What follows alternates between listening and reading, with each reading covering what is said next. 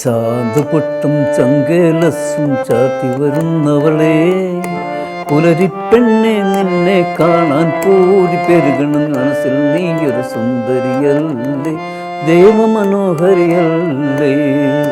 ചാന്ത് പൊട്ടും ചങ്കേലസും ചാത്തി വരുന്നവളെ, പുലരിപ്പെണ്ണെ നിന്നെ കാണാൻ പൂതി പെരുകണം മനസ്സിൽ, നീയൊരു സുന്ദരിയല്ലേ, ദേവമനോഹരിയല്ലേ.